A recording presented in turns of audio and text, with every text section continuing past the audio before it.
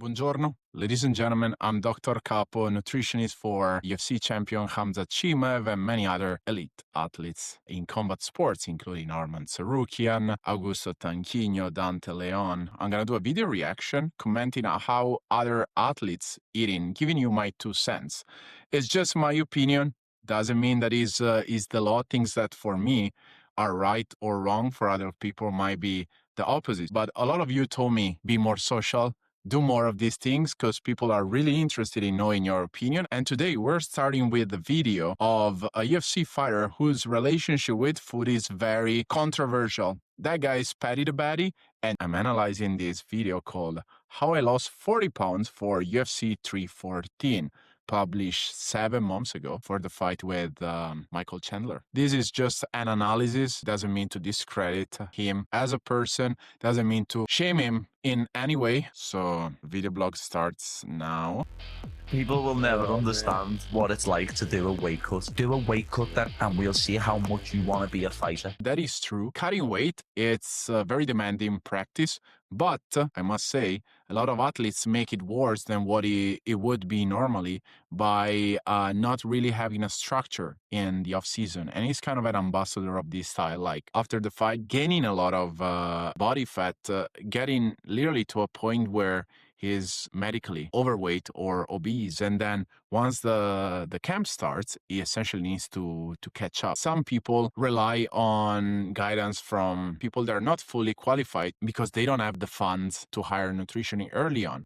And that starts to create bad relationship with food that can culminate on a eating disorder. MMA is a weight class sport. So if you decide to be an MMA fighter, I will say one of the best investments you can do is hiring a nutritionist, someone that understands the science behind it and can possibly prevent you from developing these issues. Paddy eating a bunch of junk food, burgers, pizza. Now there's a B-roll of Joe Rogan talking about him. Okay, February 24, 7 weeks to the fight. Paddy is in his gym. I guess he's in England. Thank God we have the subtitles because I don't understand the Scouse accent. He's definitely out of shape now. Steps on the scale, and he's 86 kilos, 190 pounds. Compared to other lightweight I work with, it's pretty heavy, I will say. A lot of weight to get to the 156 limits. But he's saying that in the past he has been even heavier. And maybe he's trying to get a hold of that situation by not fluctuating that much in the off-season. Yes, of course, he's a competitor, but this is a health matter, so that goes, beyond any rivalry, I guess. And I really hope he can find this balance because in the long term, it's gonna wait on his longevity. Here we can see there is, I guess, a meal, and in the background, Paddy is saying he's eating 2,000 calories a day. I guess that's how he starts camp. 2,000 calories a day for a person that's very active like him. It's definitely not enough. I don't know, some people want to start the camp by tackling this weight issue, and that happens through a very hypocaloric diet. But I will say that's far from optimal because his performance level, his power output will definitely fall with a diet like that. This particular meal he's having on a Tuesday, it says 316 kilocalories, 45 grams of carbs, 16 grams of protein, and 8 grams of fat. I don't know if that's a pre-workout, a post-workout. It's hard to say without a context. I would say 16 grams of protein is suboptimal for recovery and muscle protein synthesis, especially in such a caloric deficit. But maybe it's not the only meal he's having. He's having that and something else, maybe a protein shake. 6 weeks to the fight, stepping on the scale, 85.2 kilos, 187 pounds. It's not coming down, no? He's complaining about the weight not going down. So what can happen potentially is if you start with a big caloric deficit, you're going to lose a lot of weight at the beginning, then you're going to stall. Essentially, your body goes in what can be called like starvation mode. It realizes the amount of calories you input is much lower than what you need. So it slows down the weight loss process. Of course, the hormonal profile changes. You tend to catabolize lean mass, which is not ideal for performance. And I don't know if this where Paddy is, but that's what I can get from the video. Well, that'll be last cheat meal tonight, lad. Get round if you want, lad, because I'll eat less then, know what I mean? That's still 14.5 kilos. He's talking about having the last cheat meal that night. I don't know, maybe he's not been following the protocol like 100%. At the beginning, people tend to be maybe a little more flexible. So it could actually be, instead of a stall situation, could be that he's just not having a big enough caloric deficit because he's having many cheat meals or he's adding snacks to his performance nutrition protocol. There's something interesting I get from the video. Paddy is wearing this sweater. I don't know if it's because the gym is super cold. He lives in England. The thing is, a lot of athletes confuse a high sweat rate with a high weight loss. I would say from a physiological standpoint, it's good to keep your body as cool as possible when you're training, because that's related to less dehydration and a better performance. A lot of boxers still train with a sauna suit on a regular basis. I will say it's not ideal. March 3, 5.5 weeks until the fight, still wearing the sweater and the beanie. Checks the weight, 84.7 kilos, 186 pounds. It's a long way, it's still 30 pounds to go. But here's the thing. I don't know why Paddy is checking the weight in the gym. What I tell all my athletes is the weight we care about is the weight that you measure in the morning after going to the bathroom. So you wake up, go to the bathroom, before you drink anything, before you have breakfast, you step on the scales. Now, I don't know if they're checking in the gym for vlogging purposes, and he also checks the weight in the morning. But yes, if you're working with me, I'll tell you, what we really care about is the weight in the morning. Paddy here is mentioning also running 3.5 miles this morning. That's usually the steady state cardio that a lot of athletes do to increase the energy expenditure and drop more weight. It is good for that purpose, but you need to balance the training volume, meaning that if you're putting an emphasis on that training for weight loss purposes, then you're going to be able to have less training session with the goal of increasing your technical skills as an MMA fighter. So you need to pick your own poison here. And Paddy is, I would guess, is running in a fasted state probably. The risk is if you keep all your technical sessions, all your sparrings, all your strength and conditioning sessions, and on top of it, you also engage on some extra cardio,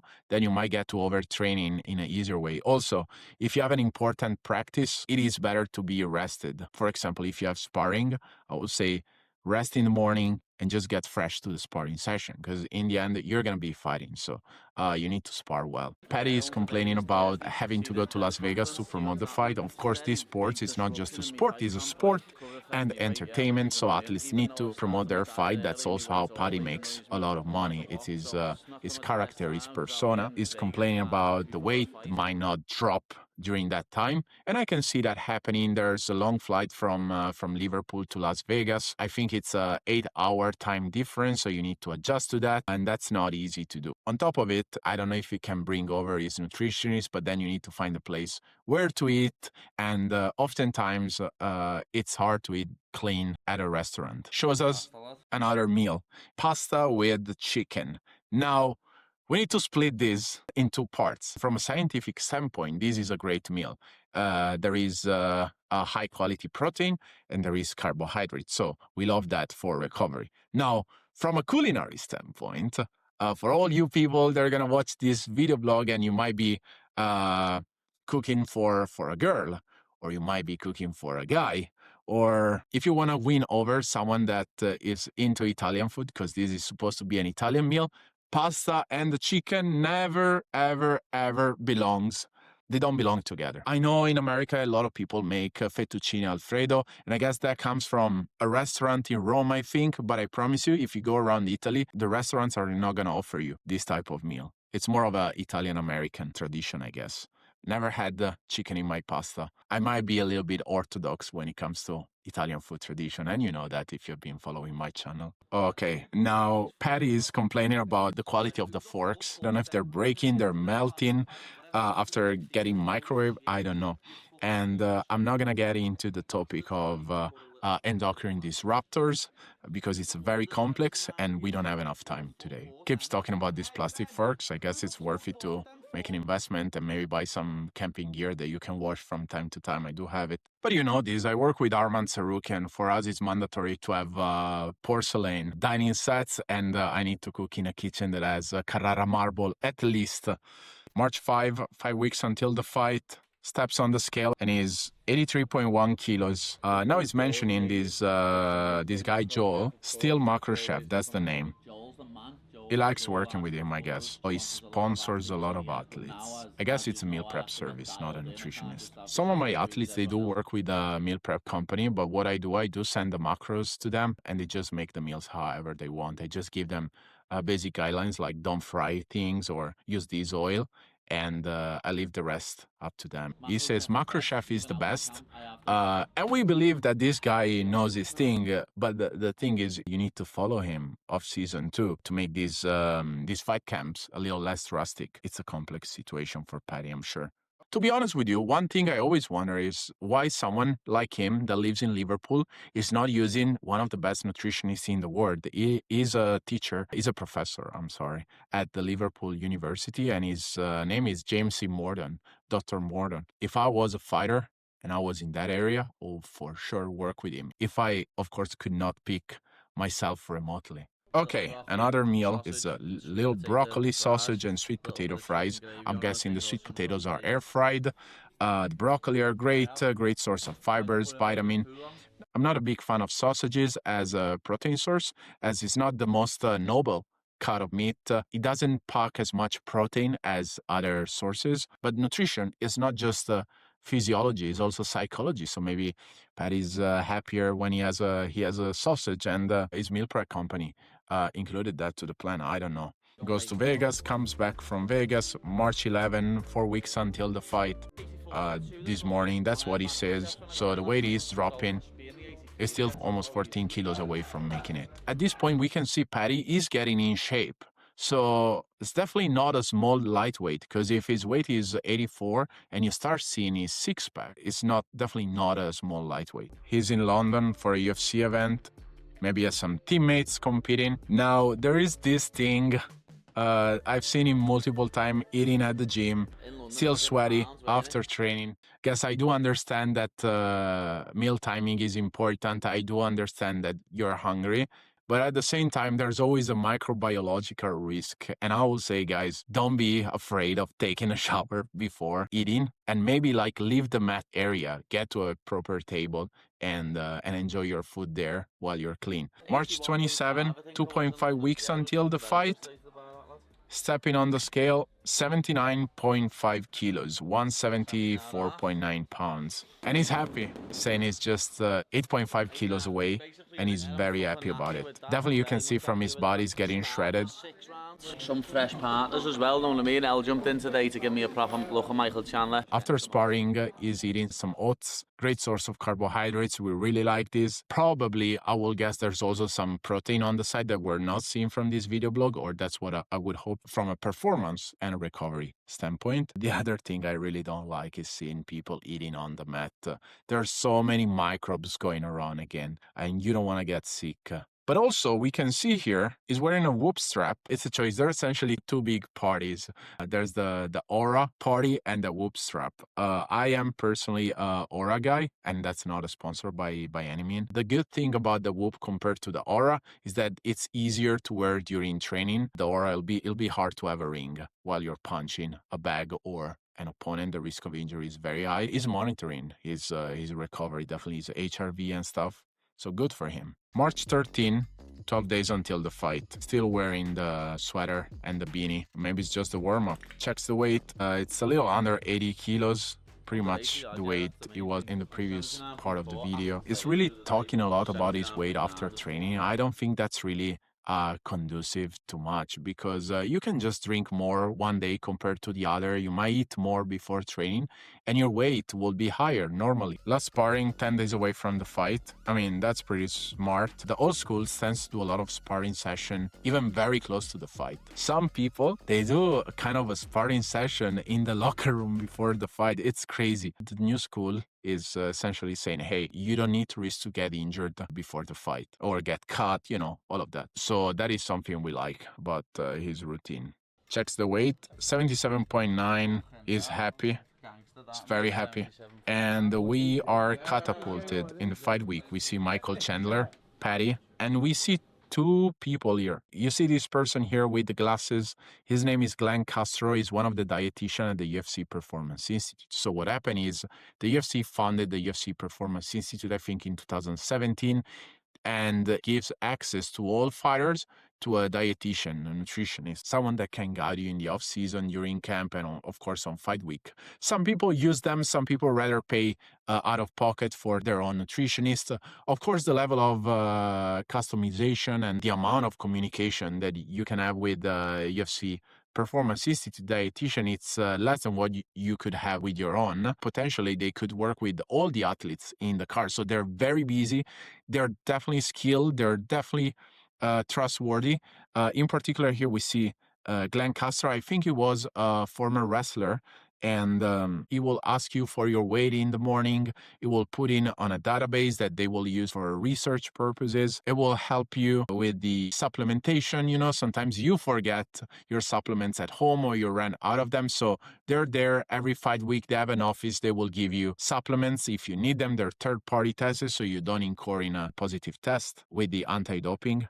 Is a great service from the UFC Performance Institute. I do know all of them. I have a great relationship with them, and I love to see them in Paddy's video blog. Here we see Michael Chandler in the background. He received his supplements.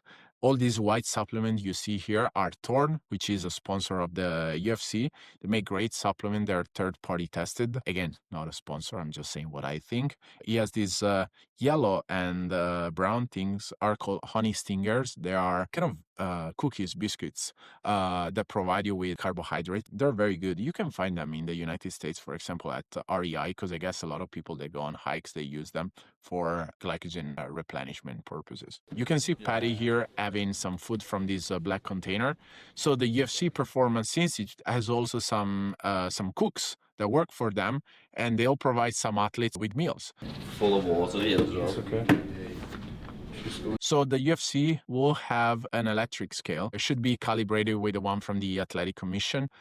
So people cannot say, oh, you know, my scale said I was on weight, and then I step on the Athletic Commission scales and I was over. No. If you bring your own scale, the first thing you got to do at the beginning of the week is check what's the difference between the weight that you can see on your display and the UFC scale. Here, Paddy is 176.4, so 20 pounds away. But again, this is a weight that you're measuring during the day, and he's going through this phase called water loading, where an athlete will drink more than usual. And of course, it's going to make you heavier during the day. He has been, up to that point, he drank 5 liters of water. Probably he's going to drink more during the day. So he's not that worried. Because remember, and this is a good point, the weight you gain by being super hydrated or the weight that you lose by being dehydrated is not like real weight. It's weight that as soon as your water intake gets balanced, goes back to normal. Paddy meeting Diego Lopez. No salt, water loading, so that I can get all the water out of my body, water out of my system for the weight cut. It's all about making weight this week. The goal now is to make weight, so that is true, especially if you had such a battle with your weight throughout the whole camp, especially on fight week. Your main concern is to make weight, and after that, you will think about performing. Wednesday morning, 48 hours until weigh-ins. Checks the weight. It might be first thing in the morning. Yes, and he's 170, 14 pounds away. He's happy about that. Nice that, you know. Only half a pound heavier than what I started my cut at last time. It was 169.5 when I started in the bath last time, 170 there. This is an important detail. He's saying that he's taking baths at night. Is how he refers to a warm bath with the goal of sweating. Hopefully he's not dehydrated already, because the problem is if your weight is, say, even light, but you're dehydrated, then it doesn't matter 48 hours away. You're setting yourself up for failure. You want to minimize the time you're dehydrated, but again, this is just speculation. We don't know. He might have done a bath, then he might have drunk after. I really can't say. It's Wednesday night. Steps on the scale. It's still 170. If he's 170 and say during practice he drank a couple of liters of water, that's good. If he's 170 and he's dehydrated and he's gonna drink, then the weight in the morning is not gonna be lower than 170. Starting to flex, definitely shredded at this point. Thursday night, 15 hours till weigh-ins, face off with Chandler. So there's this thing the UFC does for big events, this press conference to attract people. Again, we said it's sports and entertainment. So athletes, they usually are not eating a lot at that point, are, not in best mind space, but they got to do it to promote. And usually the real weight cut starts after that press conference. 8 p.m., 13 hours to weigh in. Paddy's going to the gym, and that's where the real cut starts. It's 170 again. So he did this training session and he lost 1 pound, I guess. I guess warming up, he lost a pound. Now he's wearing a sauna suit. He's in the bath. So it's going through what we call passive dehydration. The weight is dropping, it's 163. Seems in good spirit, but it starts to be depleted. You can see that. At 12, 9 hours to weigh-ins, you can see briefly there's Charles Stoll. He's the big boss, the head of nutrition at the UFC Performance Institute. I have a great relationship with him. Super humble guy. He's always willing to cooperate. I really love to see him during fight week. His previous boss was Clint Wattenberg, the very first director of nutrition at the PI. He was NCAA wrestler, All-American, Cornell University. I think he also fought MMA. Being a dietitian at the Performance Institute, if you ask me, it's a very, very, very hard job. Charles, that used to be a dietitian at UCLA, then did his cursus honorum at the UFC Performance Institute, and now is the big boss. Again, great guy. Cannot say enough good things about him. 9 hours to weigh in, steps on the scale. He made it essentially. It's 157.2. He's talking about just going to sleep at this weight and waking up on weight in the morning. That's absolutely doable. People fluctuate overnight. When they're depleted, of course, much less, but it seems like he's just going to go to sleep this way, and he's going to wake up very, very close to the weight or on weight. Now, my personal interpretation of a weight cut, I rather do the last pounds very close to weigh-ins, so you don't stay fully dehydrated at that level for 9 hours. But anxiety here, I'm not going to lie to you, plays a huge role. So a lot of athletes, especially boxers, they rather get it done early and then just rest. Steps on the scale Friday morning. And boom, he's on weight, great shape. It will be interesting to see through a DEXA scan how much lean mass he lost through this very aggressive weight loss protocol. Well, first of all, let me know if you like this video. Subscribe to the channel if you haven't already. Leave a comment. You're also very welcome to call me out on any bullshit if I think I've been off with anything I've said. This is just an analysis, so doesn't mean to be personal at all, but it's also good to have a dialogue and possibly get even better. Overall, what I would say, we have seen in the video is don't see many like crazy like red flag. The only red flag with Paddy, but that we knew even before starting to watch this video, is how he carries himself off season. I don't know if that comes from like early in his career. It is something he developed while he was in the UFC, but definitely not healthy. If I was him, I would work with a psychologist, with a therapist, because it is it's definitely a multifaceted issue that you cannot tackle with just the help of one professional. And he's a good athlete. He seems like a decent human, so I hope he will be able to address this issue in the near future.